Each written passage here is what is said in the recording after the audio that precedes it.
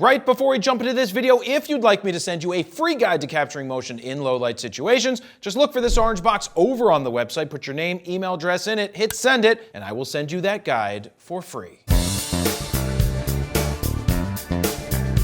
Jared Polin, FroKnowsPhoto.com, and this is my ultimate full frame Canon RF lens kit. Now look at all of this glass that we have on the counter here. If you were to go out and start today with a kit of lenses for Canon full frame mirrorless, this in my opinion is what you would start with. No other system, Nikon, not even Sony, has the native glass in a lineup like this for their mirrorless cameras. Sony has some great glass. They also have Sigma making lenses for them, but Nikon, they don't have out any pro glass other than the 24-70 2.8 for the Z mount at the time of recording this. They have a roadmap of when lenses are coming out, but they have a long way to go to catch up to both Sony as well as Canon. So for each one of these lenses, I've used it in a real world situation. If I was starting today with Canon, this would be my lineup. I'd have the EOS R. Would I have an EOS RP as a backup?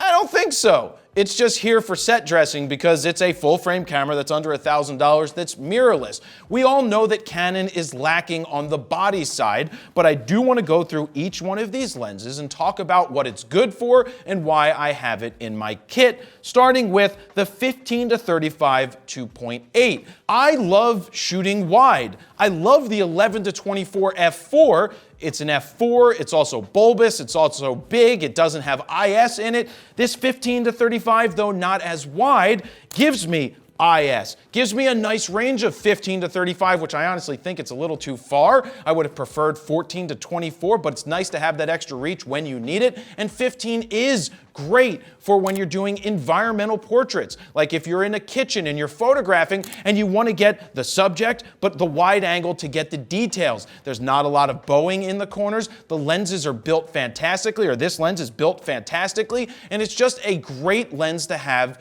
in your bag. Environmental portraits, weddings, sports if it's up close, just about anything you can think of, this lens is going to be great and should be a staple of your kit, thus why it's part of the Hebrew Trinity, as I like to call it. You could call it whatever you want, that's what I call it. Now moving on to the next lens in the kit, you have the 24-70 2.8 LIS RF. This is one of the two lenses that you start with. If I had to start with two lenses, probably a 24-70 and a 70-200, because you can do so much damage with that little setup. But in this kit with the 15-35, the 24-70 fills in perfectly for weddings, for photojournalistic type work, for street photography, for all around environmental portraits. Whatever you can think of, this lens is going to do it really well, except for shooting birds at a distance. It's not going to do good for shooting birds at a distance because that's not what it's for.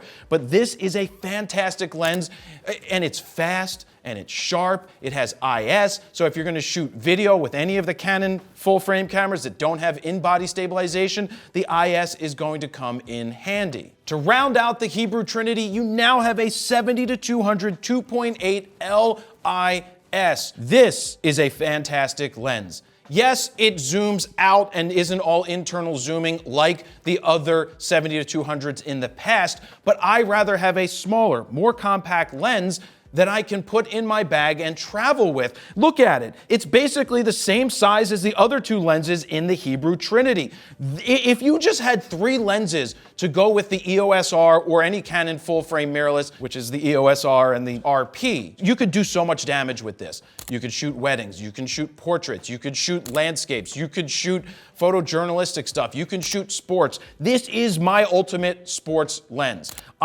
The first lens I ever bought on the Nikon side was an 80-200 2.8. This is a staple of every photographer's bag. If you're shooting sports, this is going to be a great sports lens as long as you don't need extra reach. This is going to be great for portraits. If you don't have on this side of the brick these 1.2 lenses for portraits, the 70-200 is going to be beautiful for portraits. It's fast autofocusing, the colors, the tones, everything about it is tremendous. I think this is some of the best glass for mirrorless cameras that you can find across the board for any systems. Let me cut in here real quick and let you know that the images that you're seeing on the screen right now were taken with these RF lenses and edited using FroPack 2. If you're looking to speed up your RAW workflow or give yourself a great starting point, we created 15 all-new custom Lightroom presets that you can check out right now at FroKnowsPhoto.com/FroPack2. Over there, you can play with the sliders to see the befores and the afters,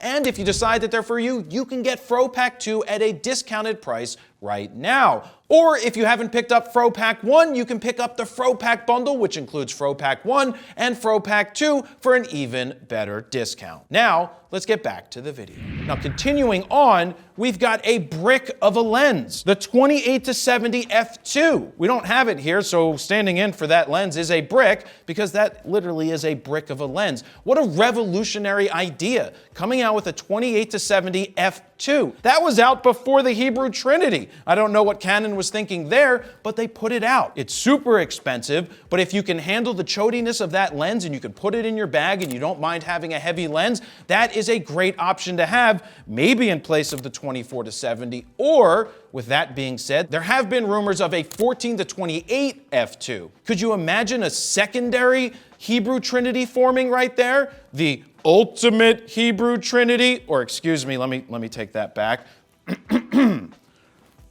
The ultimate Hebrew Trinity. Doesn't work as well as the L-mount Alliance, but could you imagine that? Maybe they would come out with a 100 to 220 f2. Who knows what they could come out with?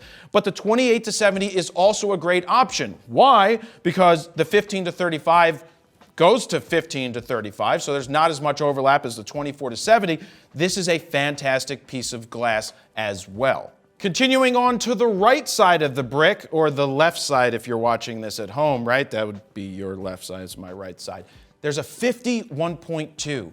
This is a great photojournalistic lens. The 50mm lens on a full-frame camera is basically what your eye is seeing. I've gotten some great portraits in the studio with this. Just whether it's the guy sitting on the stool, that is just one of my all-time favorite photos, and this thing is so much faster than the 50-1.2 of yesteryear on the EF. That is one thing that's great about all of these lenses, is how fast and silent they focus. They are tremendous. And you wouldn't think that a 1.2 would be fast, but the 50-1.2 is fast. It's a 1.2. They don't even have out a 1.4 yet. Yes, you're paying for it, but think about it. Canon has put out ultimate glass first, before they've gotten to ultimate bodies, which we'll get to in a second. But I love the 50. You can shoot portraits with it. It's not the ideal portrait lens, but you can do it. It's one of those walk-around lenses that's heavy, but it's a walk-around lens that you can put on and just go cruise through a city and get really cool images with.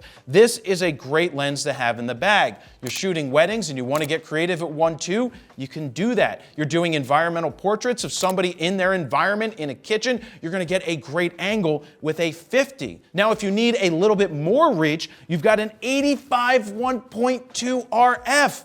This is an ultimate lens, kind of like Ultimate Frisbee, or the Ultimate Warrior, or the Ultimate... I'm out of things that are ultimate. Let me know some things that are ultimate down below, other than Frisbee and the Warrior, and I'll give you a thumbs up. Anyway, the 85-1.2, tremendous.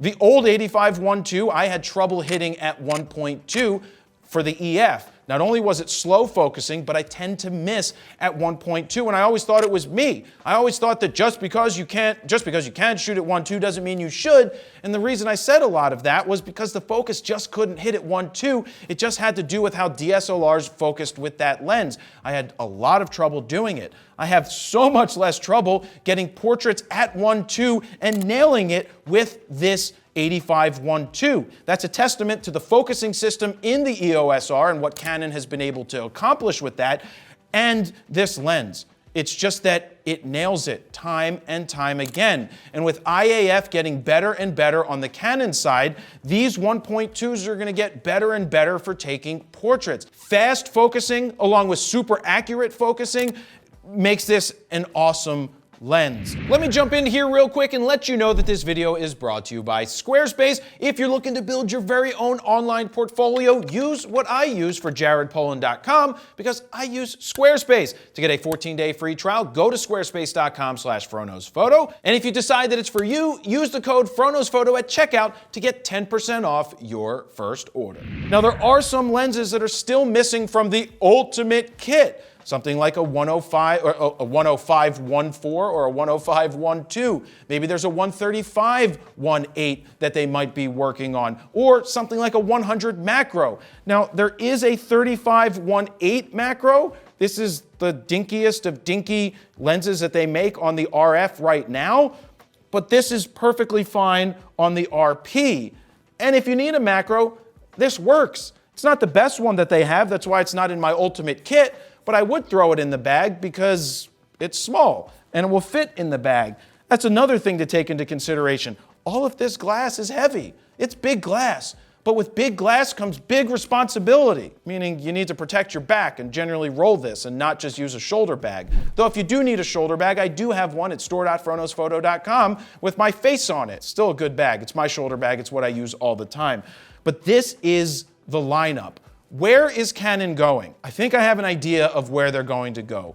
I've been saying this since they put out this glass, that they are the sleeper of the bunch. Sure, their bodies aren't as good as what Sony has or as what Nikon has. The EOS R is a perfectly fine body. It's just slow with its 3 to 5 frames per second. It's quirky. It was their first go-around, but it has a great heart. It has a 5D Mark IV sensor in it. It is a great sensor, and I've pulled some great contrast and color and tones out of this camera in combination with these lenses. Nikon doesn't have any of this type of glass out. They don't have their 70 to 200 2.8 out yet, and when they do, it's not going to be as compact as what Canon has. They have a 24 to 70 2.8. They have a stupid Knock Lux 58.95. That's stupid.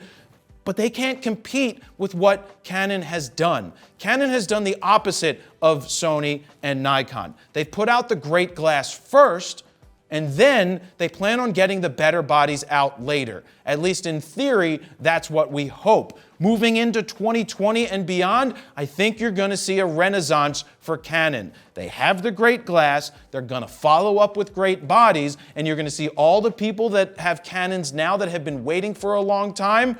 You're going to see them starting to reinvest in the Canon mirrorless system. Sony, on the other side, they have glass. They don't have the 1.2s. They don't have an 85 1.2. They don't have a 50 1.2. They don't have a 35 1.2, though Sigma makes one. I love the native glass. I love what Canon has done. I love the brick. I know that it's weird 28 to 70 f2, but at least they did it. At least they came up with something unique and usable, unlike a 58.95. That's unique for sure. It's stupid, but this isn't about ripping on Nikon. There's 2 more things I want to do, and one of them is the sniff test. Let's just sniff down the line and see what we get.